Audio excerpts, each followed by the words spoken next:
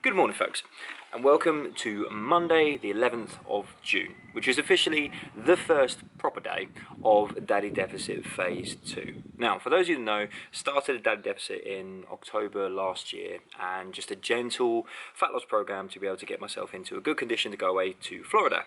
Went away to Florida, had a fantastic time, got down to the lowest weight I've ever been, well, since born, and relaxed. Enjoyed a sort of mindless week away, eating whatever I fancied and just enjoying food again without tracking and things like this.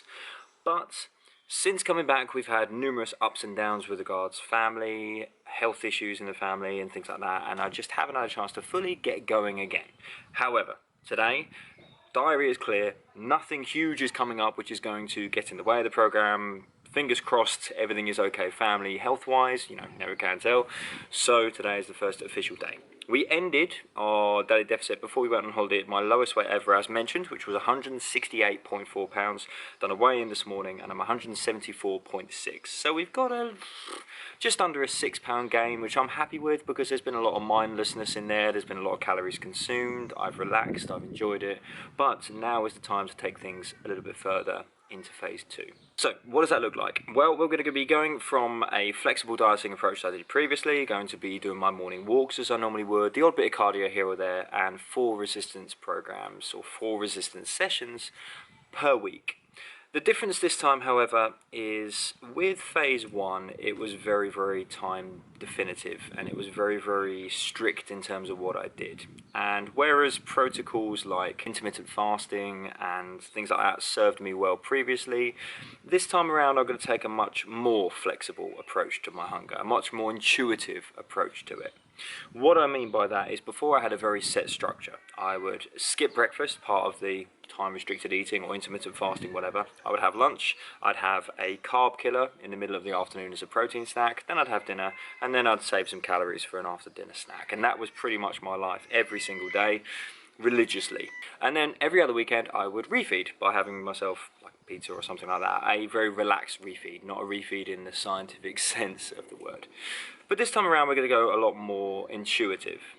As mentioned, we're going to focus a lot more on just eating to hunger and eating to satiety. So there's no set rule that I have to skip breakfast, there's no set rule that I have to have something after dinner, there's no set rule with regards to any of it. I can have whatever meal structure I want as long as I adhere to a certain amount of calories per day. And that's something that I want you guys to take on board going forwards. And the reason I'm recording this video, there are 1,000,001 different things you can use to get yourself to a position where you can maintain a calorie deficit, which is the most important thing, is consistency. It's no good putting yourself in a calorie deficit for a couple of days and then blowing it out the window on day 3 because you couldn't stick to the extreme protocol you gave yourself.